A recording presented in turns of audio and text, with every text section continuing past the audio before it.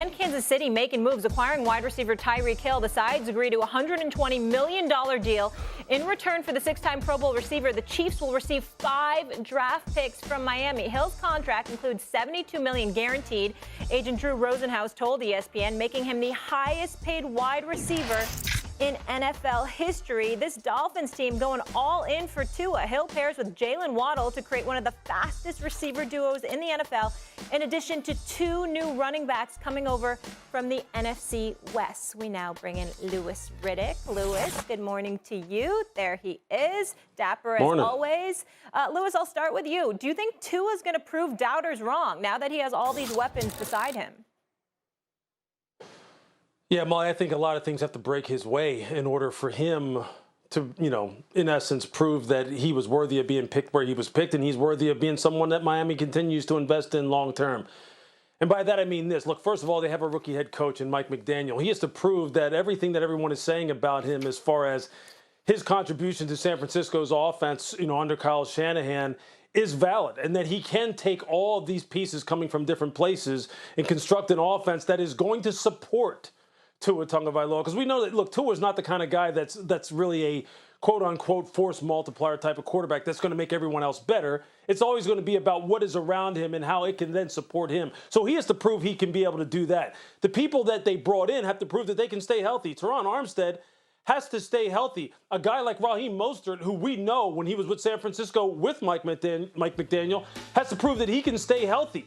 These guys have to stay on the football field for Tua. Jalen Waddle has to stay on the football field. Tyreek has to stay on the football field. If that can happen, now it's about whether or not, they can get these guys all humming along together at the same time on the field, and whether Tua can really get the ball to them and let them catch and run and produce explosive plays, which I think he will be able to do. If you think of San Francisco's offense and really what it was last year, where Jimmy Garoppolo was second in the league in yards per attempt. Think about that. It wasn't because he was throwing the football down the field. It was because Deebo Samuel was number 1 in the NFL among wide receivers in yards after catch. It was those inside breaking routes, catch and run, take off and just explode and make things happen.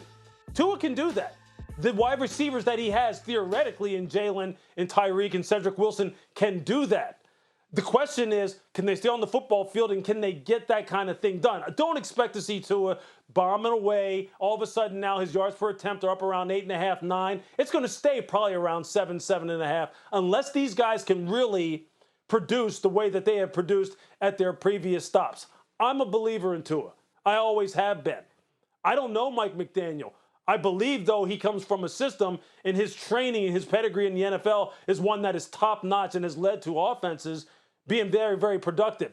And there's no question they have a lot of speed here. But there's a lot of things that have to break the right way in order for this offense to take the next step. And I'm just hoping that people evaluate Tua in that context and not just go, well, this is pass or fail for Tua. If they don't make the playoffs, if he doesn't throw for 4,000 yards and his yards per attempt aren't up there around 8, then it's a fail. No, there's a lot of things that have to happen, but there's no question that Tua has a lot of responsibility for this. I think he's up to the task. I mean, damn, Mr. Chippendales, you got a whole bunch of ifs in that diatribe you just put out there, that little soliloquy. I mean, there's about 15 ifs up in there, man. I mean, come on, man.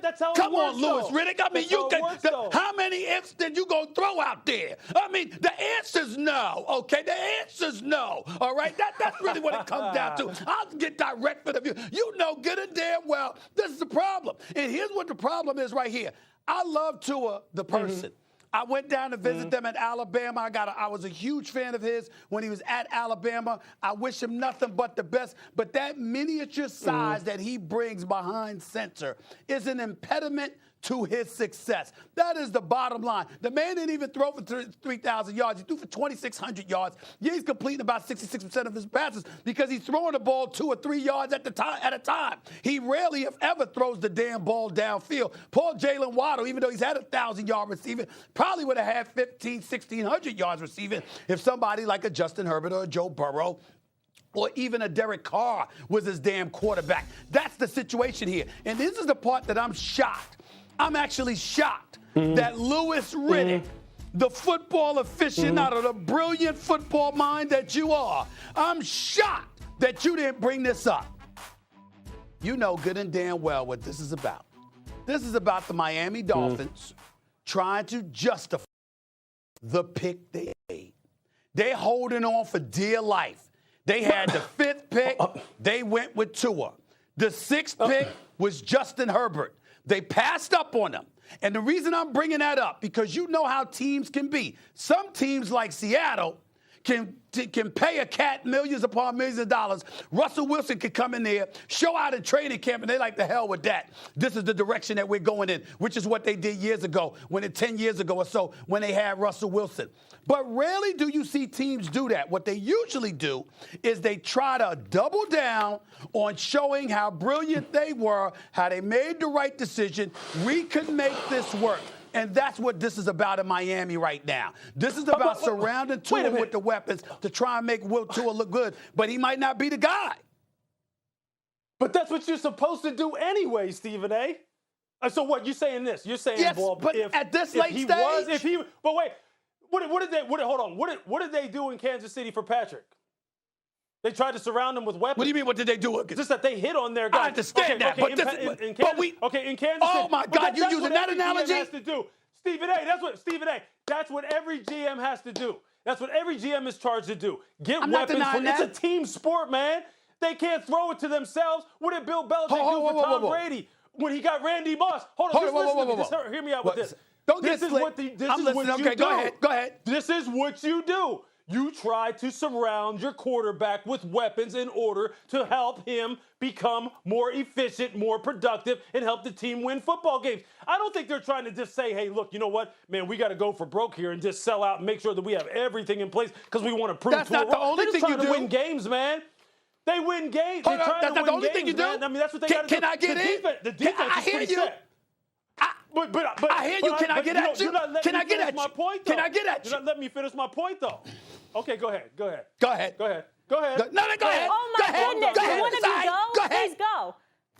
Please go. Here's the deal, Lewis. Yes, that's what they do. That ain't the only thing that they do. See, Louis Riddick, being the brilliant football mind that you are, who should be a damn general manager or VP for football operations, by the way. Yes, that's something you would do. You would look at the personnel that you have, and you would try to surround your quarterback with the best weapons imaginable to ensure his success. I'm not denying that. What I'm saying is that third eye would also kick in. You would watch what he's doing behind center. You would take into account the 2 years of evidence he's provided to you, and you would deduce, hey, this might not work. Even if we get this guy, and that guy, this guy right here might not be the answer. You would make that call too. It ain't just about getting him better talent. It's about evaluating his talent and saying on this level, the NFL level, durability is a question. Mobility is a question because suddenly he don't look as fast as he looked at Alabama.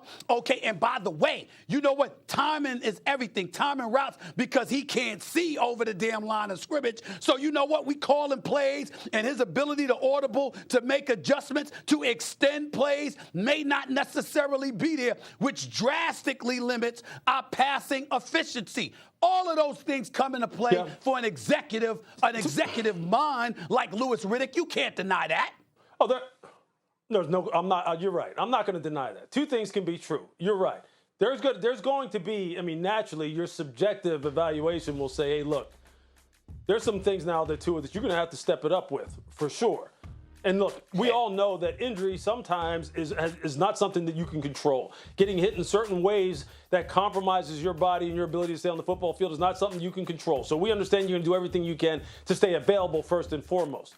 But as far as decision-making, poise, throwing the football with increased velocity, doing whatever it is that you need to do in order to make sure that you can get the ball and attack all areas of the field horizontally and vertically, you have to make sure you're doing this offseason.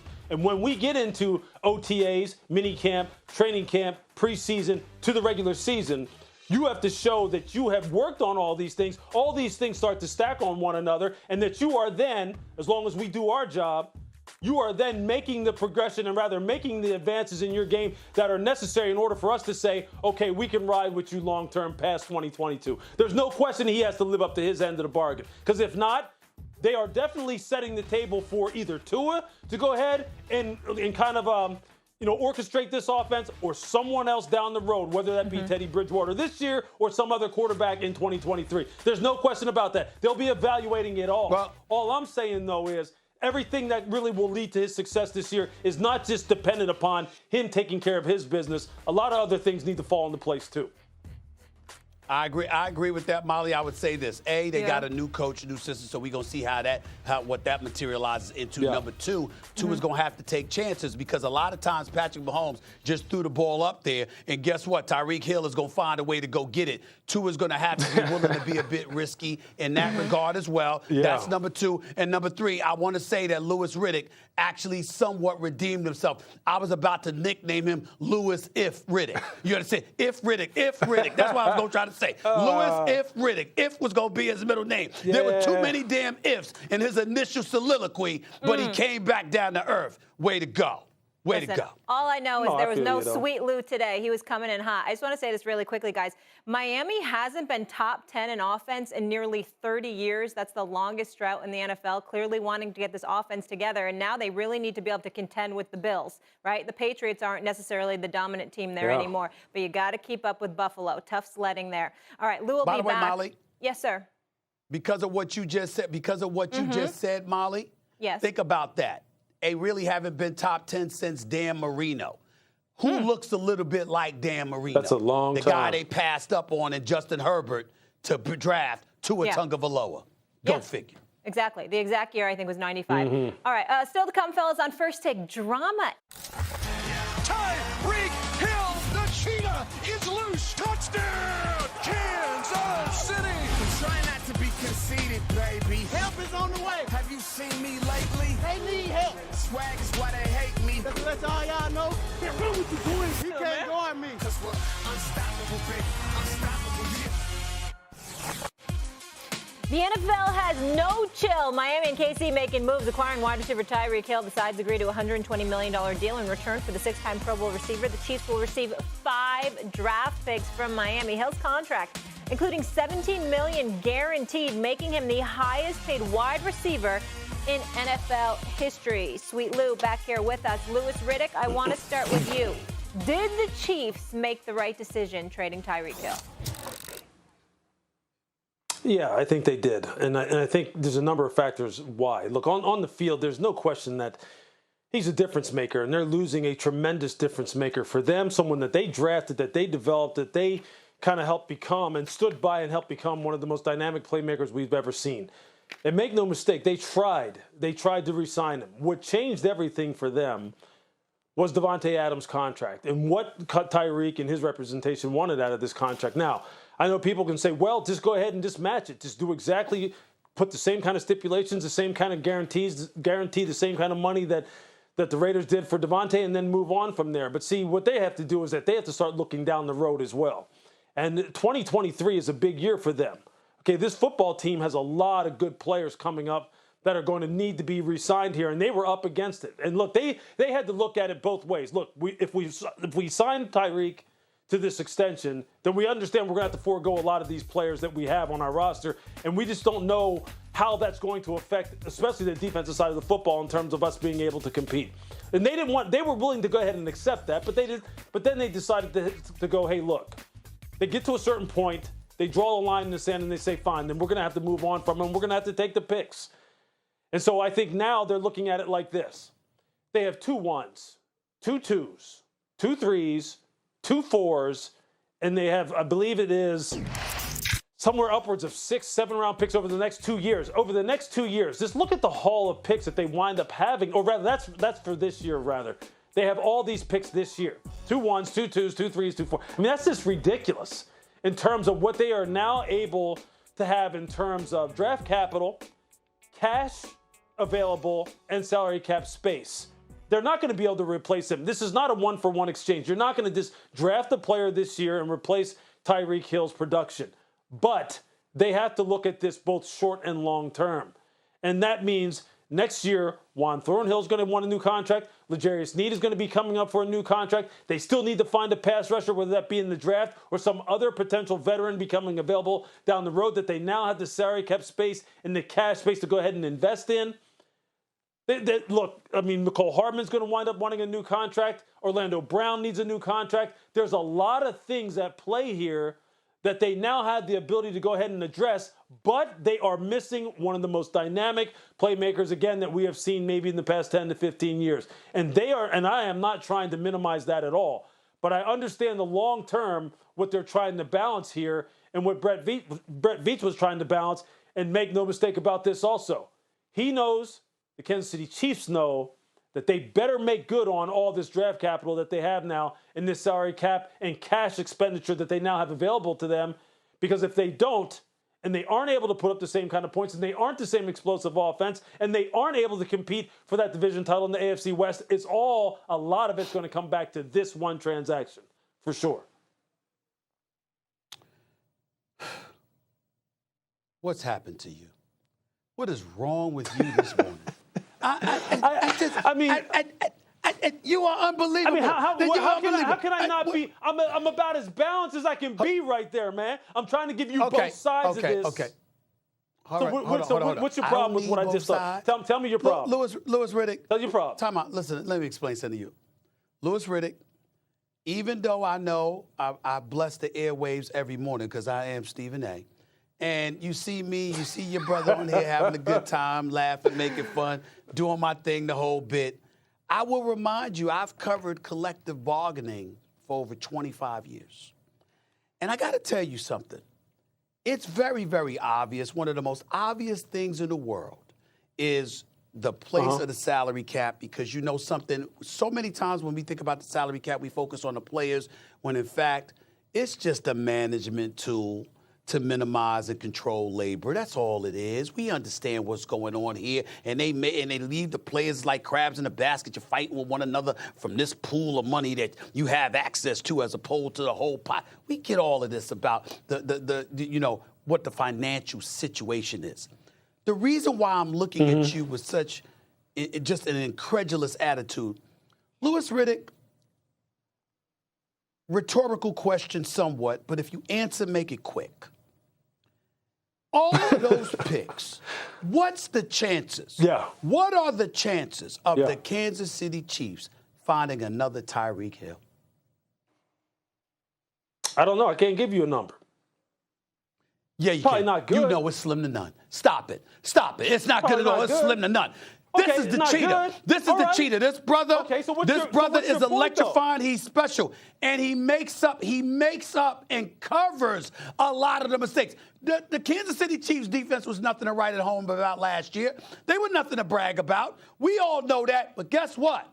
You knew that with Tyreek Hill, with Patrick Mahomes, with Travis Kelce, a difference was going to be made. I understand the draft pick real estate. I get all of that. I totally understand it. But what I'm trying to say to you is this. If the Raiders could find a way to get Devontae Adams that money, why would you, as a Kansas City Chief, with a Super Bowl champion, 2 Super Bowl appearances, 4 straight trips to the AFC Championship game, and by the way, still elite, over 1,100 receiving yards for the last 5 years, 111 receptions last year, waving goodbye to defenders because he's so electrifying. He leaves opposing defenses absolutely, positively petrified. And by virtue of that, he actually protects your quarterback. Because if you get any kind of offensive line, Patrick Mahomes is scaring the living hell out of people because they know who he's throwing down the field to. He made Mecole Hardman look better. He helps Travis Kelce look better, even though Travis Kelce is great in his own right. This is Tyreek Hill, bro. This is Tyreek Hill. This is not some dude that we wondering about. We know who he is, what he is, and what he's going to bring to the table with the quarterback you have in place. Now, if you got Tua, or you got Ryan Tannehill, or you got Baker Mayfield, or somebody like that, good but questionable in certain spots, I get your point. But knowing about the greatness of Patrick Mahomes, how do you sit up there and his number one primary deep threat? Not the number one weapon, because that's Travis Kelce. But the number one primary deep threat in Tyreek Hill. How in the hell do you let him get away? You can't you can't say, oh, you know what? They made the right decision. They could do something with the picks, but they damn sure didn't make the right decision. The right decision would have been to pay that man and to keep him, because you got a great talent with chemistry. That's what you have, Lewis. That's what you have. Hey, look, but you know what? I mean, you know what? First of all, I started off by saying this. They tried to re-sign him. They wanted to re-sign him. At some point, Evidently not bad enough. From a management, okay, hold on. From a management perspective, at some point you have to draw a line in the sand and say, this is as far as we're willing to go, as far as what we're willing to go ahead and guarantee in terms of guaranteed dollars, structure of the contract, especially when balancing it against what else we need to do 2-3 years down the line from salary cap and cash perspective. These are the things that we are willing to do. And look, you think the Kansas City Chiefs don't know what they're missing? You think the Kansas City Chiefs don't know what they just let go? They drafted him. They developed him. They helped, provide the platform to him to become the cheetah. They know what they're missing. Patrick Mahomes knows what he's given up to. He knows what he's not going to have at his disposal. They know. He didn't give it up. They also know. He didn't give it up. They also know this. You're right. He didn't. Who? Patrick? You're right. He didn't make the decision. Patrick Mahomes. But you mean to tell me, me sitting here right now, you think that in some way, shape, or form, Patrick Mahomes wasn't aware of what was happening and that this may be something that he may have to contend with down the road? I bet you he wasn't happy about it. Quarterback. I bet you he wasn't happy about it. Maybe he wasn't. You trying to tell me? Maybe he wasn't. Maybe okay, he that's wasn't, what I'm saying. Not, So don't think that he's aware that that's it. He wasn't happy. This is the business. This is the business.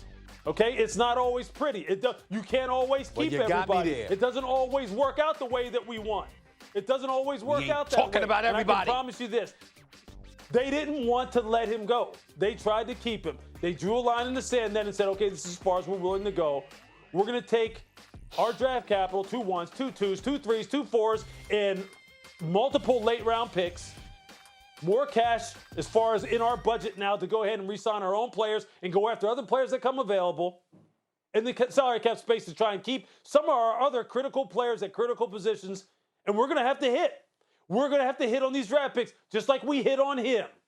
Just like we hit on Nicole. Really? Just like we hit on Patrick. Please. I mean, we're going to have to hit. The thinking. I'm just telling you. That's the thinking. What's the reality? What's the reality? Hey, I could think a lot of things. I could think. Hey, guess what? Don't know yet. I could think I'm going to look as good. We haven't played a game yet. Hold it. Hold on. I could think I'm going to look as good as Louis Riddick if I go bald. I could think that I could go to Hair Club for Men and the afro is going to shine. Okay, I could think a lot of damn things. But what the hell is the reality? I don't know the reality, damn it. I mean, come on. The 3 safety nets, it's supposed to be Tyreek Hill, Travis Kelce, and Patrick Mahomes. Under any circumstance, I got to keep those 3 together. My offense is good if I keep those 3 together. That should have been their mentality. Chiefs ain't going back to the Super Bowl. Chiefs ain't going. Patrick Mahomes, Travis Kelce, my brother from another mother. Y'all ain't going back to no damn Super Bowl without Tyreek Hill. I'm telling you. It ain't happening. Well, 2 things. Okay. 2 things. 2 things. They're telling me that we're done here, but 2 things. One, I disagree with you on that. I don't think that it automatically means that. Okay. And number 2, no. It You've don't been matter wrong before. What you do. It don't matter what. You're right. And I might be wrong again. But I'm moving on from that. You're right. I may be wrong on that. But this, no matter what you do, you ain't never gonna look like this, bro. No matter what. That's all. I don't even know where to go from here. I love you, though, man. You know I love you. So I'm gonna go to break. I stand down, bro. Oh, a lot's happening right now. Malika in the chaos, Stephen A. in Graceland. Good morning to you. What a game. How we feeling this morning? Hey. How you doing? Good morning, everybody. Excellent. Obviously, you're in Memphis. Despite a monster performance by Kyrie Irving, the Memphis Grizzlies still getting it done. No Ja Morant. Stephen A., what did last night say to you? I got to tell you, before we even start the show, I got to tell you the Memphis Grizzlies are the real deal. There's no question about it. Without Ja Morant, they've now elevated their record to 15-2. Not a single player over the age of 28 has scored a single point for the Memphis Grizzlies this entire season. Anyone who's played and has scored for them is 28 years of age and under. Youth might be a factor as the playoffs get set, but there is no question about it. Whether it's Bane, whether it's this kid Melton, who I like a lot, obviously Jaren Jackson, who was on NBA Countdown with us yesterday, the list goes on and on. They've got the personnel and they've got the attitude. They're coming for everybody. And when I saw Bane at the end of the game, it broke my heart to hear him say "we here," because we know who used to say that. Last year, it was them damn Knicks, but damn it, they didn't show up this year. That ain't the case with the Memphis Grizzlies. It doesn't appear as if it's going to be the case. So I just have to sit up there and start the show off by giving them major props for us to come down there to descend upon Memphis, Tennessee, where Graceland is, the home of Elvis with the billboards and all of this other stuff. Ja Morant and the crew, even though he wasn't playing, he's on the bench motivating them. They're on the court playing. They're putting the NBA on notice that they are a serious team to be reckoned with. Absolutely. And to answer the call like that last night, I got to give them major props. They made the trip worth the trip. I just want to give them their props. They deserve it. And Taylor Jenkins is a top 3 coach of the year, along with Monty Williams and Ime Udoka. Those are the top 3 coach of the year candidates in the National Basketball Association. No question. Getting it done shorthanded. Stephen A., I mentioned Kyrie, though. He did have a big game in the loss. And I have some good news for him and all New York fans. Let's go there right now. So here's the deal. Sources tell ESPN that Mayor Adams will lift the city's COVID-19 vaccine mandate on athletes today in a news conference at Citi Field, paving the way for Nets star Kyrie Irving to play at the Barclays Center on Sunday, and for unvaccinated Yankees and Mets players to play in their home openers. The Nets currently in 8th place in the Eastern Conference and subject to the play-in tournament. That begins April 12th. They would get Kyrie back, who's been out of their games 35 home games this season. Irving turned 30 on Wednesday and is averaging 27.7 points in 19 games this season. Until it's official, I guess, will you not wrap your head around the domino effect that could create for you guys, essentially? Mm-hmm. I can't wait to talk to you guys once this is, something's official. Greatest birthday gift ever. I mean, well. I appreciate y'all. On a basic level, what would it mean to have him out there every night? Man, you know the answer to that question. I mean, you see how he plays. Just turns our whole team around when he's out there. So hopefully we get some good news. All right, Brian Windhorst joining us now. Wendy, good to have you. Stephen A., I want to start with you, though, here. What's the significance of this decision coming today? Well, I think that if it's several levels. If Kyrie Irving is available, I think the Brooklyn Nets could come out of the East. You can make an argument that they shouldn't be the favorite, and I certainly understand that because they've got a lot of they've got a lot of holes to fill, and we understand that. But he is so spectacular as an offensive talent, and what he does to supplement what KD automatically brings to the table. Come playoff action, I don't think you can summarily dismiss the notion that the Brooklyn Nets could come out of the East. Who can't they beat? Who can we definitively look at and say there's no way in hell they can beat? The answer would be no one, because they are the Brooklyn Nets. We're talking about KD and Kyrie here. Talk about KD, who I believe to be best in the world at this particular moment in time. You're talking about Kyrie Irving, who has proven to be one of the most spectacular offensive talents we've ever seen in this game. When you look at the fact that Seth Curry is expected to be available, that Drummond can rebound for you, that guys like Claxton and Jones and all of that stuff with their activity, they can make some things happen, because obviously you don't have to rely on them offensively. You just have to rely on their effort. They certainly need to prove defensively, and we get all of that. But with Kyrie Irving in the lineup, they're the #1 offense in the National Basketball Association. And dare I say, at times when you watch the other teams, they have a problem scoring the basketball. So when you look at it from that perspective, that's what you peel from this. That's how major this decision is for Kyrie Irving. Did he deserve it? Quite frankly, as an individual, no. But the mandate was bogus. It had no business being in place. People were being bullied to capitulate to some of these mandate demands and all of that other stuff, which was a damn shame, and we all know it. Kyrie Irving should have been allowed to play in the Barclays Center. The second that visitors were allowed to come to the Barclays Center and play basketball, Kyrie Irving should have been allowed to play basketball. But we know this is because of the Yankees and who the Yankees are and what have you, and how ridiculous and bogus this rule is. And I'm happy and proud that Mayor Eric Adams in New York City started reminding the world, assuming that he makes this decision, this is his administration. This is not the Bill de Blasio administration, the former mayor of New York City, who, by the way, is still making noise because they don't want the mandate lifted and all that stuff. The hell with all of that. They are not, it's not their administration anymore. It's Eric Adams' administration. And some of it appeared so nonsensical, Kyrie Irving should have been playing. But that doesn't mean he deserves to be deified and treated like he's a hero because of it, which is something I'll get into later. But in the end, I'm happy he's back. It's great for basketball, but more importantly, it's the fair thing to do. And the Brooklyn Nets are instantly a title contender with Kyrie's daily availability. Yeah, I wouldn't have understood that the baseball lockout was going to affect the Eastern Conference playoffs, but Stephen A., that's what happened.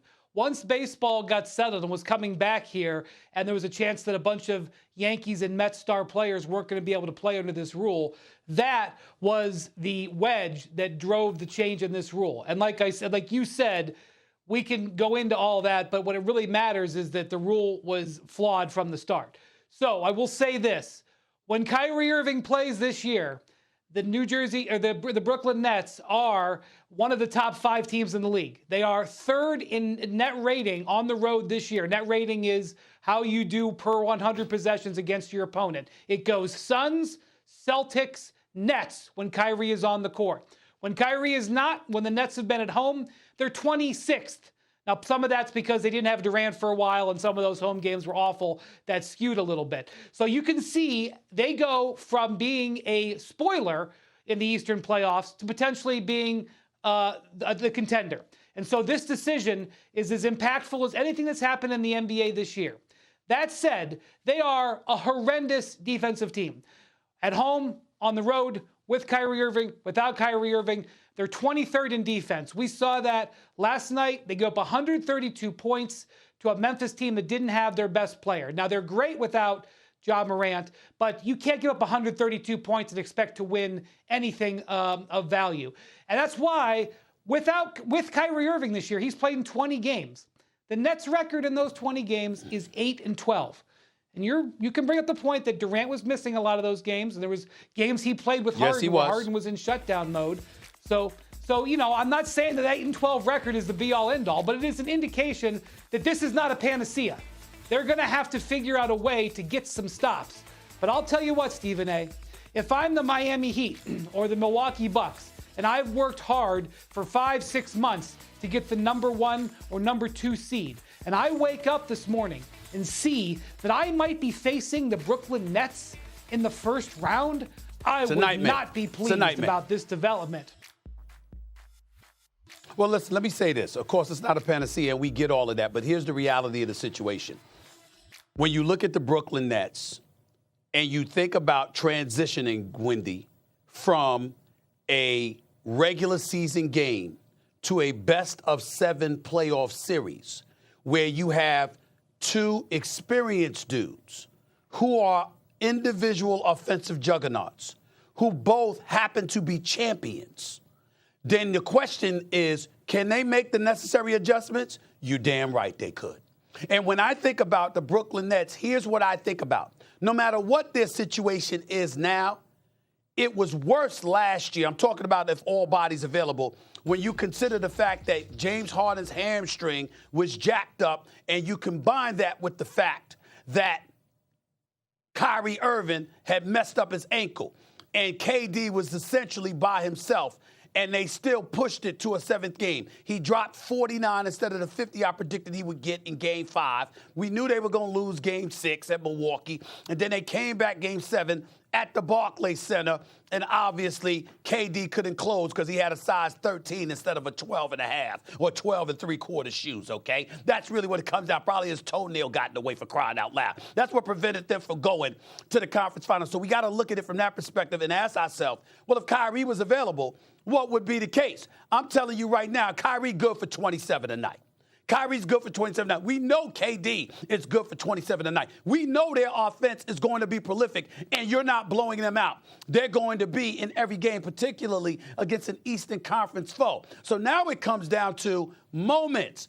Who do you believe can close? When you look at Miami, are you sure? When you look at Milwaukee, I love Chris Middleton. I love Drew Holiday. I love their chemistry and cohesiveness. But in a tight, thrilling game, down to the wire, do I have faith that any of them got closers like KD and Kyrie? That answer would be hell no. No. And so I look at it from that perspective, and I say that's where you got to give it. But again, as we're tackling the subject, Wendy, let's be responsible here. And I'll share with you, reiterating what I said to Mad Dog Russo and Molly yesterday.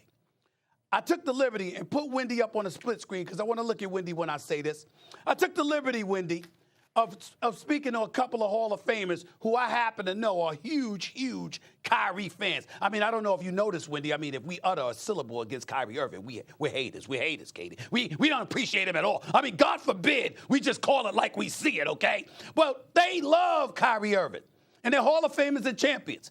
And I asked a simple question. And then I spoke to a future Hall of Famer who's still playing as a superstar in the game today yesterday because I asked him the same question, all three of them.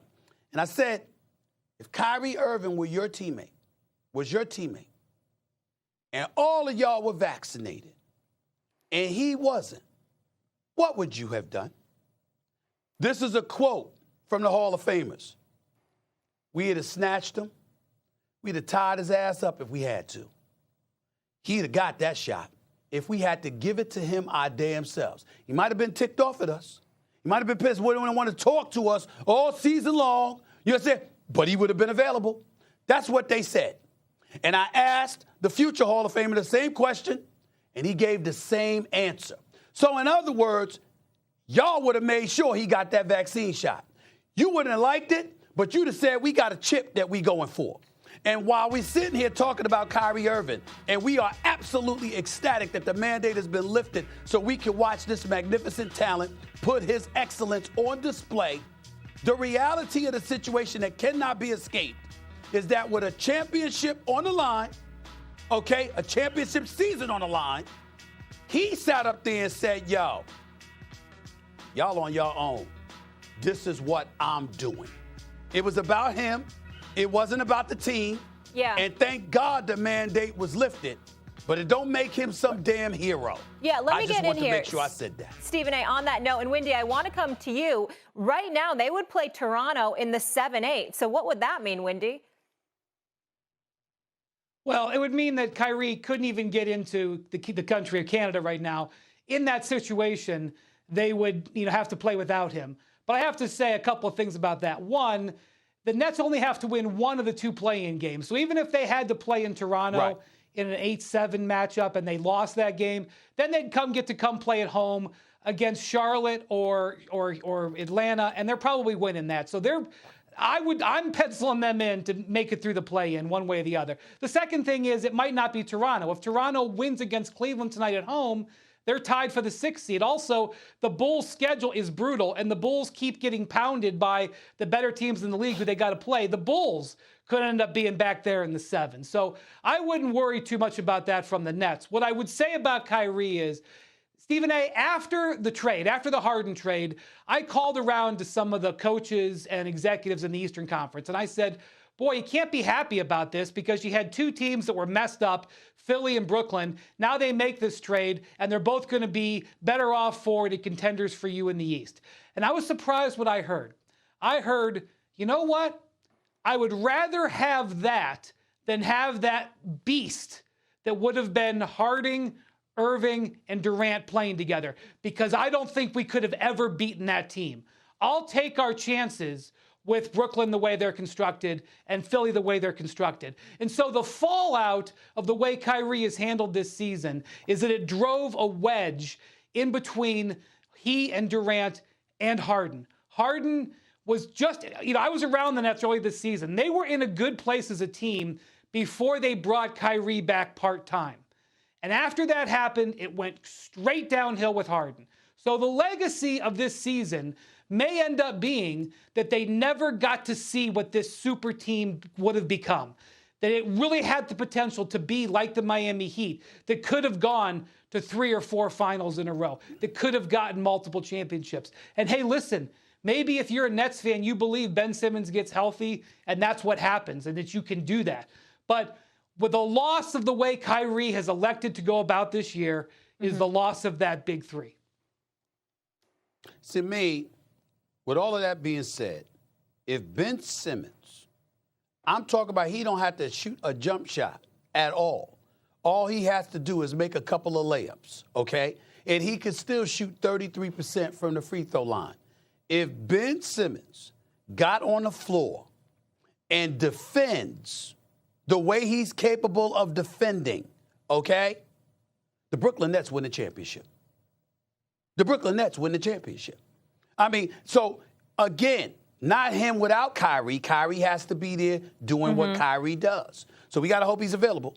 We got to hope that we don't find another reason for him to miss games. The playoffs are coming up, so likelihood is he's not going to miss games because he doesn't prioritize the regular season. It's about the playoffs for Kyrie Irving. Kyrie Irving wants to work 2 months out of the year. That's really what this all comes down to, okay? He will be ready for the playoffs. If Kyrie's ready for the playoffs, which he will be, and KD's ready for the playoffs, which he will be, I believe in Seth Curry. I believe in Andre Drummond. And I'm not talking about, Andre Drummond doing what he does. Seth Curry doing what he does. And, of course, KD and Kyrie doing what they do. The way Miami is looking right now, that would be a problem.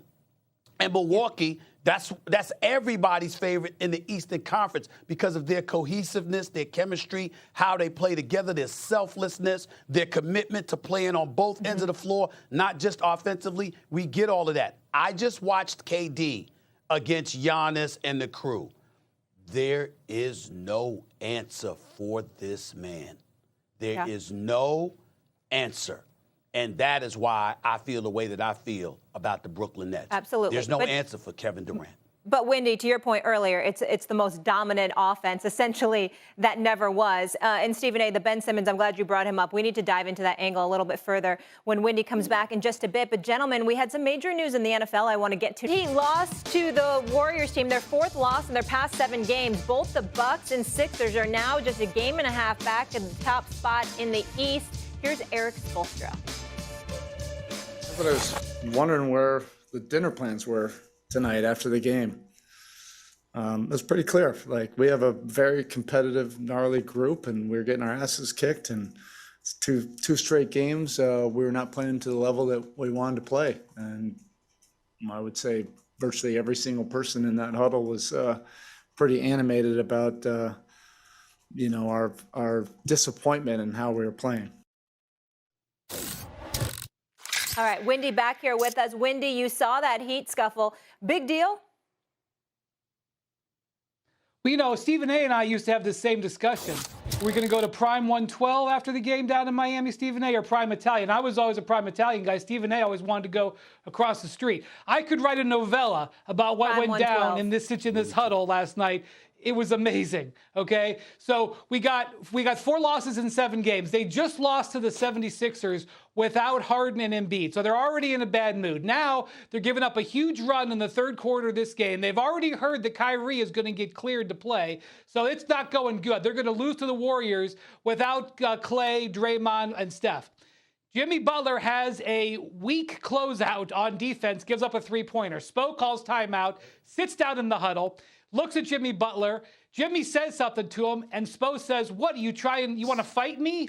That triggers Udonis Haslem, who's always going to have Eric Spoelstra's back, and he threatens to kick Jimmy Butler's behind. Now listen, over the last 19 years, Udonis Haslem has threatened hundreds of people to kick their behind. There are clubs in Miami that the way you get on the list is by Udonis Haslem having offered to kick your butt. So you got Haslem and Jimmy Butler trying to now be separated. Then Kyle Lowry, who's seen a lot of stuff in his career and knows that this is just March and none of this really matters until April, May, June, he says, I'm out of here. Spoelstra realizes this is actually a great moment that he could fire up his team because he hates the way how lazy that they're being on defense. So he extends it, smashes down a clipboard and goes to confront Butler about it. But I know Spo, and I know in the back of his head, he's really just trying to fire him up. And it works against Jimmy Butler because Jimmy Butler is at his best when he's in confrontation. He loves to create conflict if it isn't already there. So Spo's doing what he does, Butler's doing what he does. Then in my favorite moment in the whole scuffle, Kyle Lowry calls a timeout in the middle of a timeout, gets in between Butler and Spo and says timeout, timeout. But Kyle, you're already in timeout. Stephen A., it was just a classic moment for the Miami Heat. And guess what? Saturday, they get to welcome the Brooklyn Nets with Kyrie and Durant, the team they may end up playing in the first round of the playoffs, in a great moment to have a bounce-back performance. I think all of this ends up helping them in the medium term. Well, I get where you're coming from, and I appreciate the breakdown. And here's the deal. I'm not sure the Heat would want Brooklyn in the first round personally. I know they defend, and I know they can beat anybody. But as Miami has shown you, they could also lose to anybody. So let's get that out the way. As an aside, I want to personally apologize to Karl Anthony Towns because Miami's lost 3 of the last 5. And one of the first losses was to the Minnesota Timberwolves.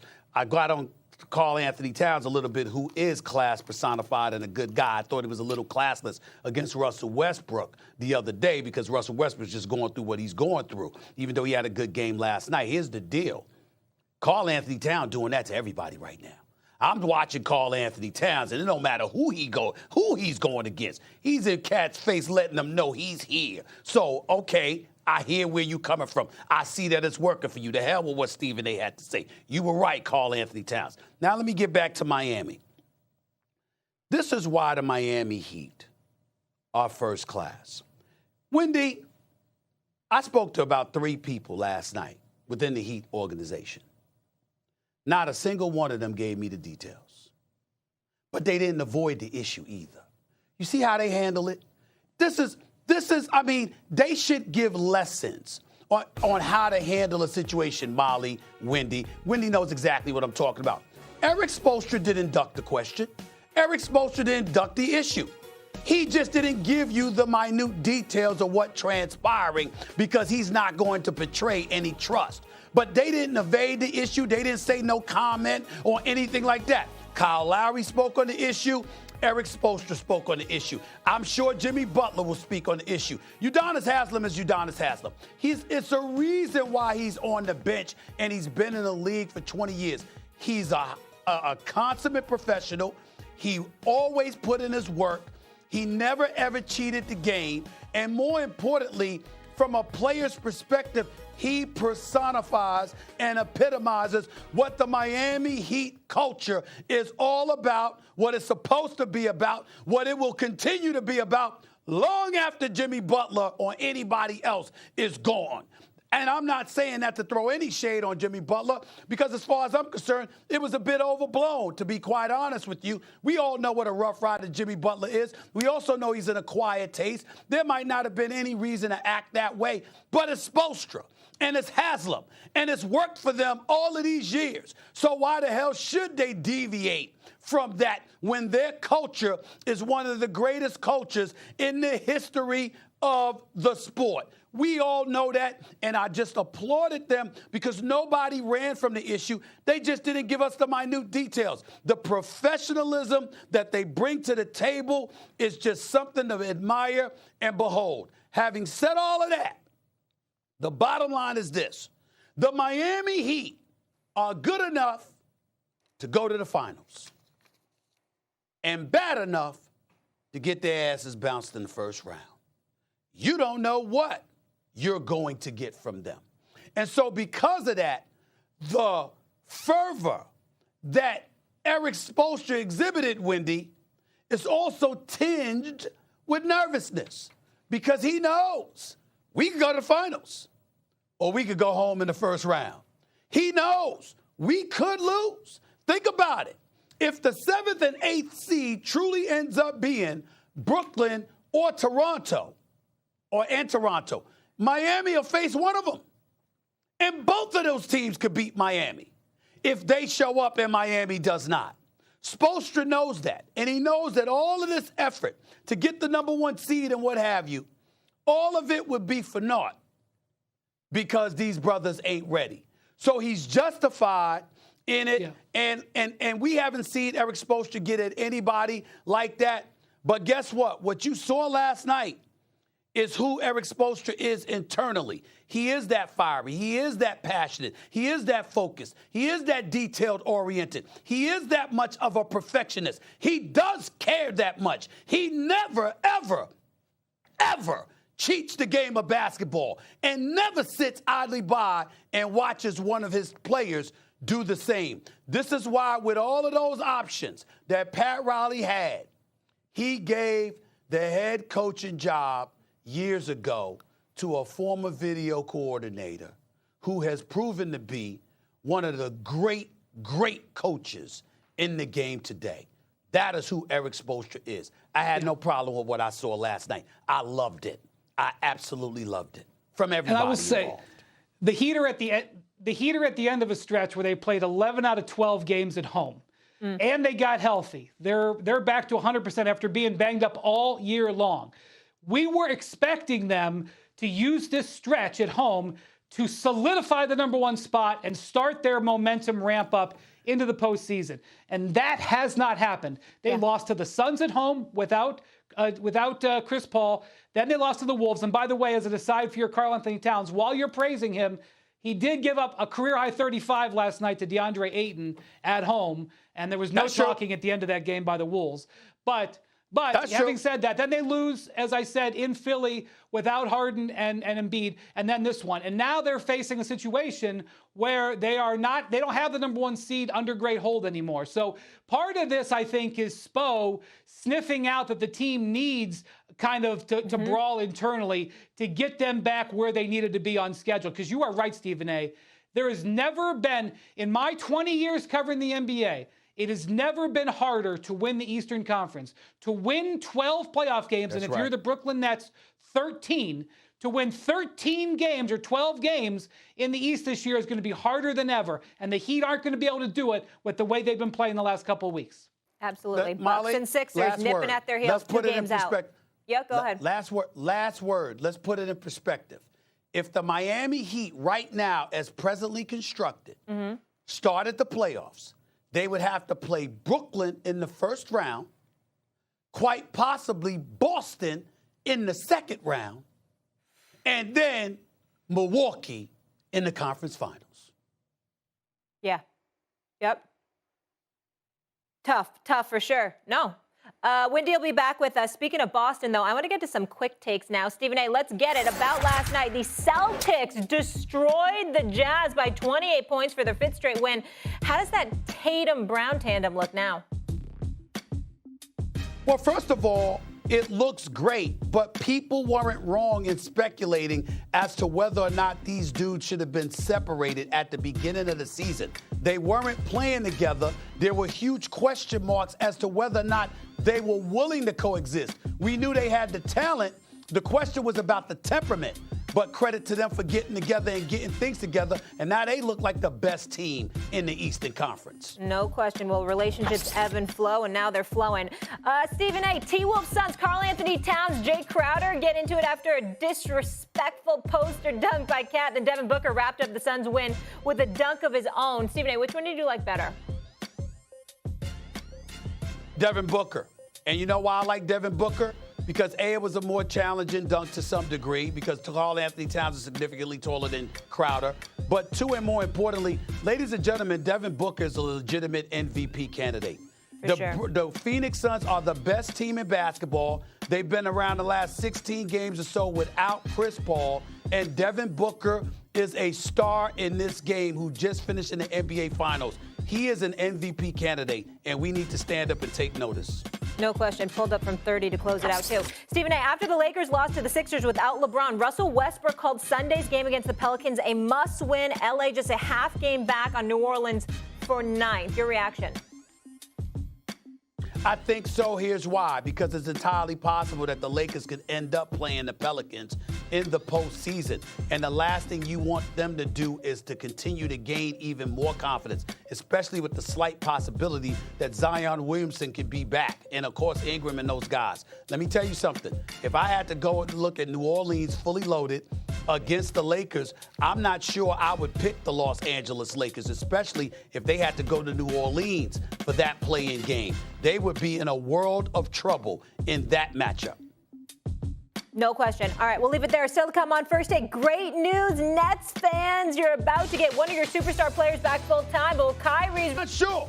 I mean, it's April 4th. That gives Magic Johnson about a week and a half to back out because we know he's nervous. We know he's nervous. Irvin Magic Johnson is nervous about coming on First Take and sitting across from me. This ain't the basketball court. He can't back me down. He can't throw in the baby skyhook. He can't throw no-look passes. This ain't that kind of party. He's got to go directly up against me. He's got 10 days to back out. I'm not sure Magic's going to show up. I'm going to watch. I hope he shows up, but I'm nervous that he might not show. That's a lot to ask for Magic to come and go up against me. I'm just saying. I'm just saying. Ooh, no, no. Oh, ooh, no, no. Oh, ooh, no, no. Oh, ooh, no, no. The winner is me. I say the winner is no winner. Trophies in the air, do it all for my team. The winner is me. Good news, New York fans. New York stand up. Sources tell us that Mayor Adams will lift the city's COVID-19 vaccine mandate on athletes today in a news conference at Citi Field, paving the way for Nets star Kyrie Irving to play at the Barclays Center on Sunday, and for unvaccinated Yankees and Mets players to play in their April home openers. The Nets currently in 8th place in the Eastern Conference. Subject to the play-in tournament that begins April 12th, they would get Irving back, who's been kept out of their 35 home games this season. Irving turned 30 on Wednesday. He's averaging 27.7 points in 19 games this season. With the impending changes, the Nets currently have the second best odds to win this year's finals, that according to Caesars, behind the league-leading Phoenix Suns. Meanwhile, Ben Simmons has a herniated disc in his back, and his timeline for a return is still unclear. Windy back here with us, Stephen A. Exciting news out here in NYC. Let's get it. Tell me this, though. Do the Nets need Ben Simmons back to be able to win the title?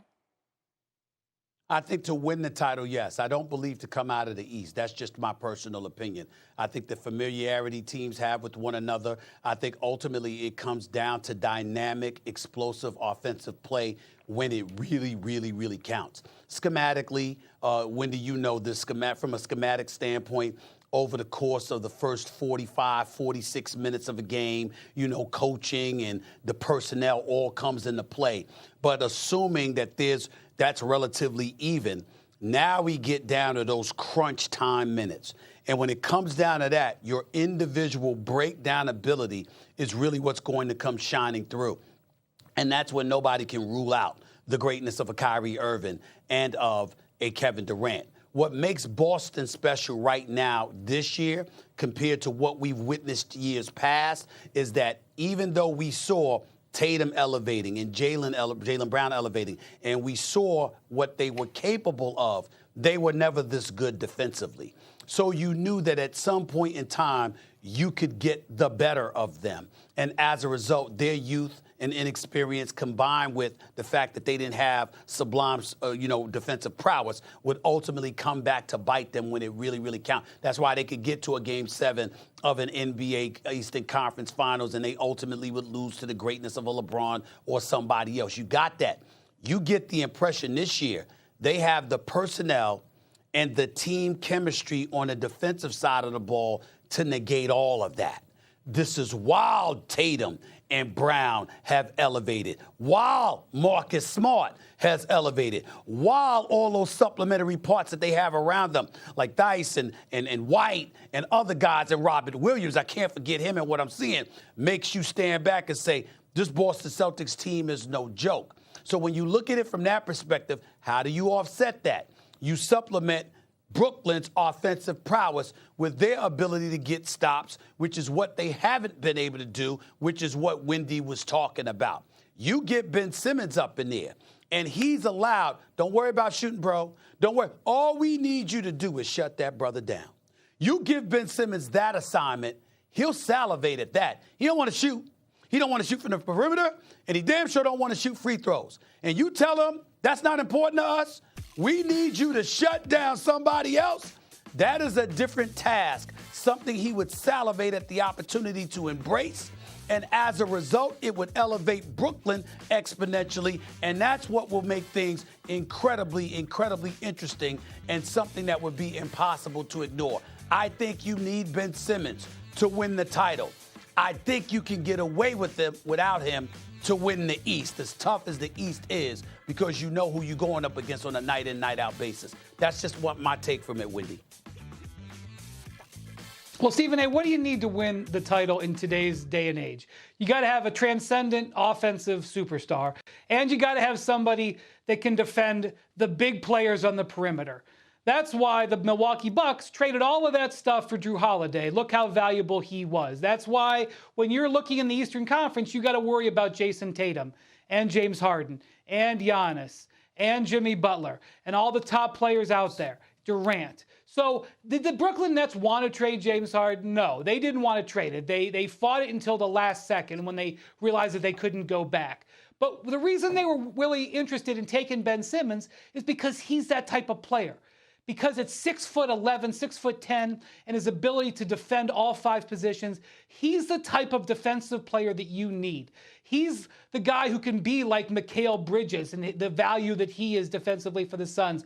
Why Kawhi Leonard was regarded as one of the best players in the league, because he's winning finals MVPs because he can play at both ends. Having that guy that you can match up, not necessarily in a shutdown situation, but in a situation where it's end of game, like you said, Stephen A., and the other team is going to try to set up a matchup, and you can put Simmons on anybody on the court and say, go ahead and try that pick because we can switch Ben Simmons onto you. That is what they need. The Nets need to have that in their arsenal, especially because fundamentally their defense is poor. They rank 23rd in defense in the league. They rank 23rd with Kyrie Irving. They rank 23rd without Kyrie Irving. They are a substandard defense. Ben Simmons gives them a weapon defensively that they don't have. So I have covered and talked to players in the past who have had the epidural on a herniated disc. Now, I am not a back specialist, and every injury is different, but I will just tell you, I have talked to and covered players who have had this procedure, and they say, boy, does it really work. It can really provide a lot of relief. So the fact that he got that injection, there's a reason why the Nets are still leaving the door open that he could play, Stephen A., and that they're even Steve Nash said yesterday, hey, if he doesn't play a second in the regular season, I still think we could use him in a playoff setting, just put him right in the game. But it doesn't change the fact that there's an underlying condition there with that herniated disc. And it doesn't change the fact that Ben Simmons has not played, I went and looked it up, in 312 days. So while I recognize his value, like you said, Stephen A., I can't sit here right now and say that the Nets can count on Ben Simmons. And if they can't count on him for those defensive situations, it's hard for me to see it. Well, listen, I'm not counting on him either, because the reality of the situation is before the back injury came into play, you could call it mental health. Some people believe him, some people don't. We all know that story. We get all of that. And so Brooklyn finds themselves in this quandary. But ultimately, it comes down to KD and Kyrie for this reason. I'm not even talking about their talent as we venture into this particular category that we're discussing right now. This team is their team. I don't mean it from the standpoint of they're the faces of the organization. I mean they assembled it. Remember Kyrie Irving? We don't really need a coach. Well, guess what?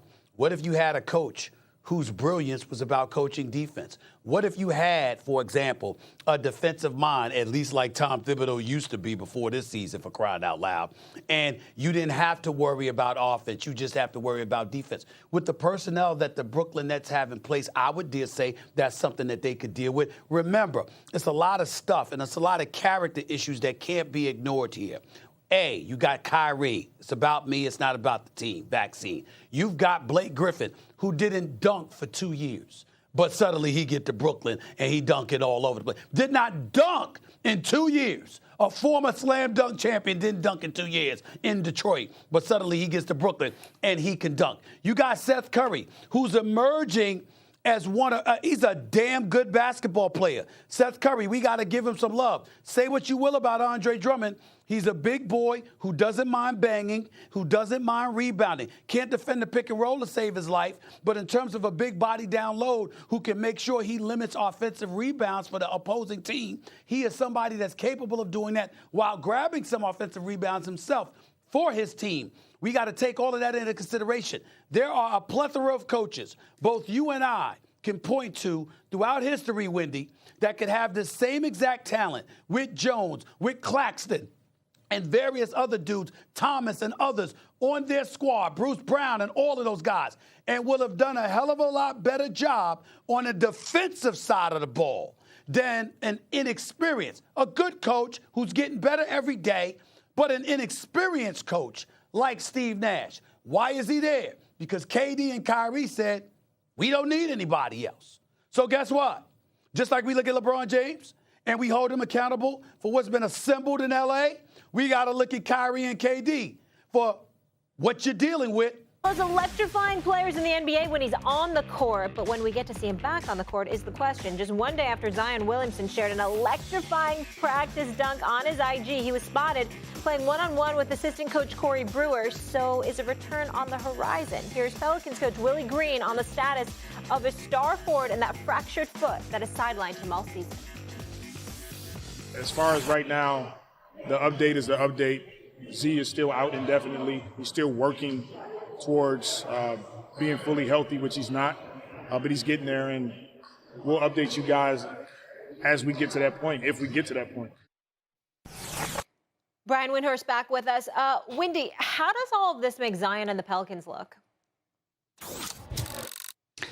Not great, Molly. I think this video that he put out, while it was amazing to watch and a big reminder of why we're all such big believers in Zion's talent, it really kind of laid bare the issues that Zion has with the Pelicans organization. What I mean by that is that he wasn't cleared to do this. He hadn't been approved to do this type of action, and he's doing it, to send some sort of passive-aggressive statement.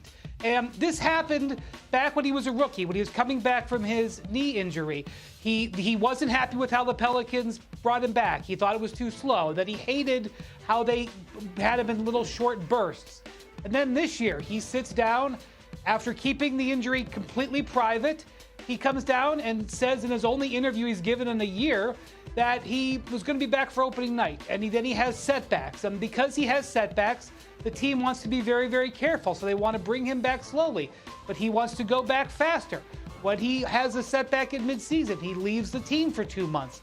This is just an example of Zion and the Pelicans just not having a healthy relationship when it comes to injuries. And because he's dealt with so many injuries, it's vital.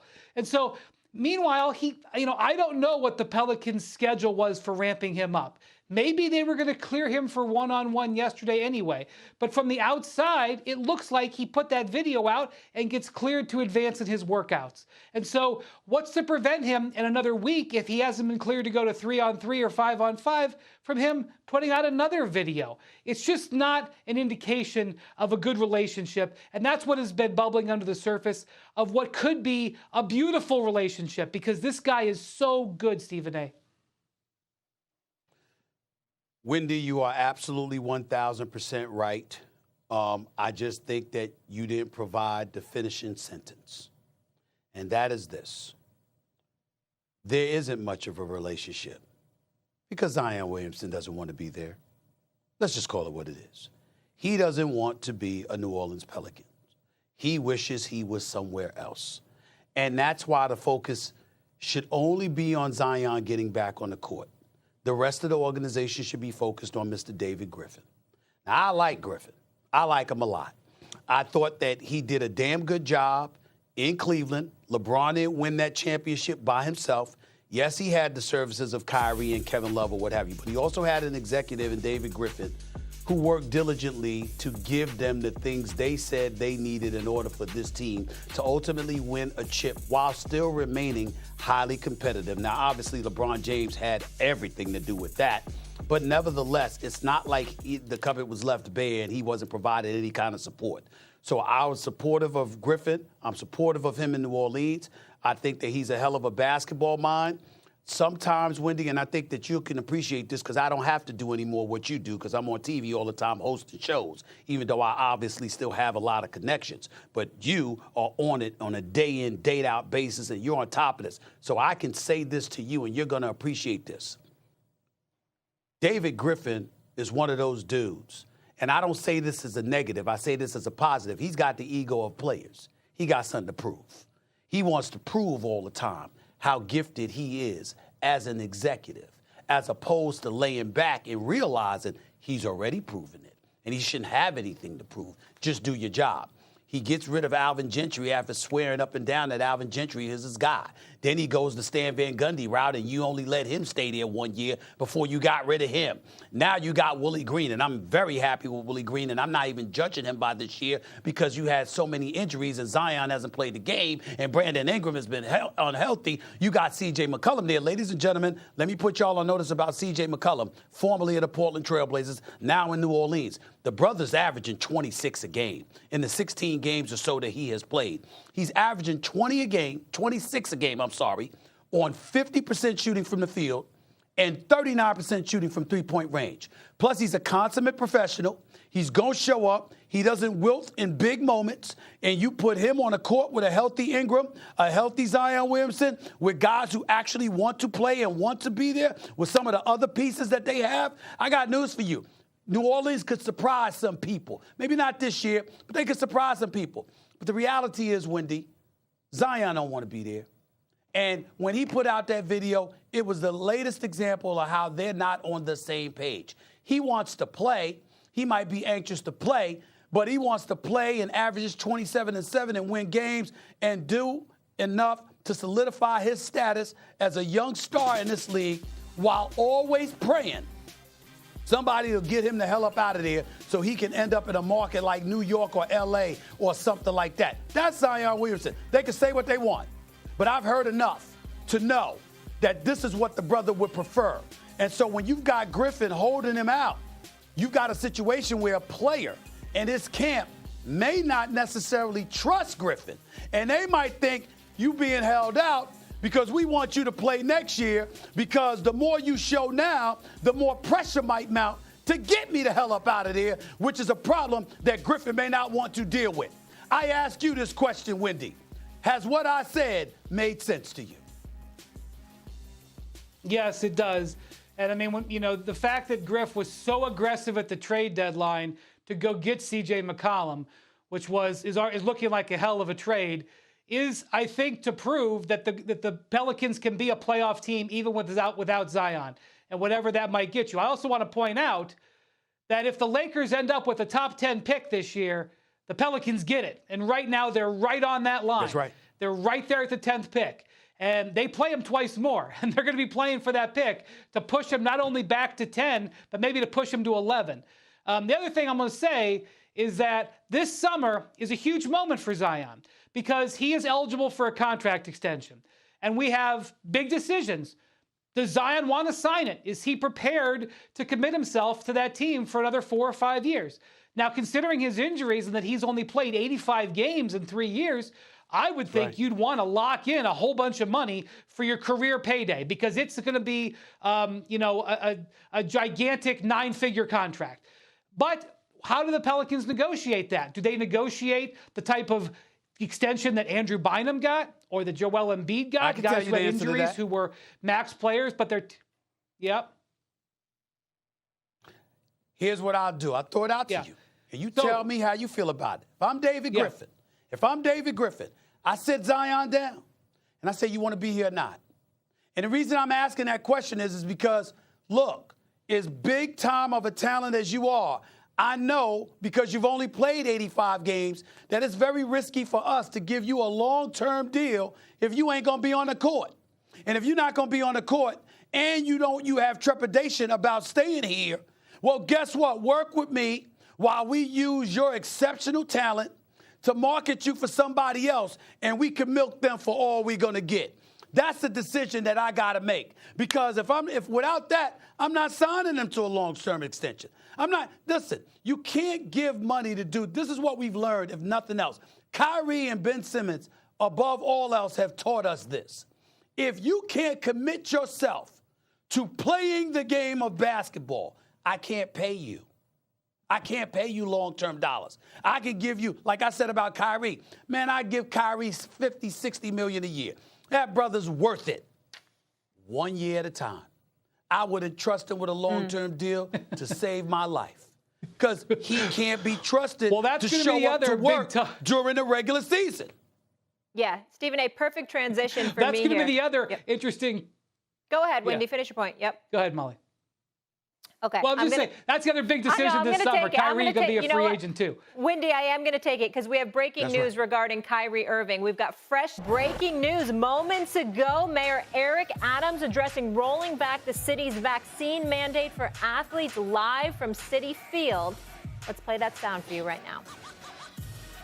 Day one, when I was mayor, I looked at the rule that stated hometown players had an unfair disadvantage for those who were coming to visit. And immediately, I felt we needed to look at that. But my medical professionals say, Eric, we're at a different place. We have to wait until we're at a place where we're at a low area and we can re-examine some of the mandates. We're here today. Currently, only non-residents are exempt under this executive order. We expanded it to residents of New York City. It's unimaginable. We were treating our performers differently because they lived and played for home teams. It's not acceptable.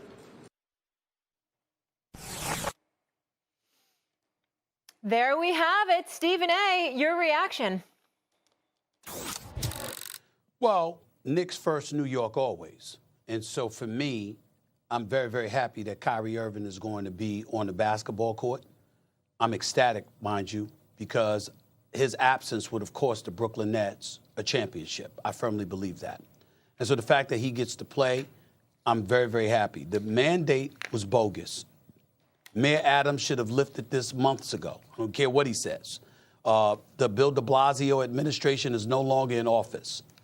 Mayor Adams is.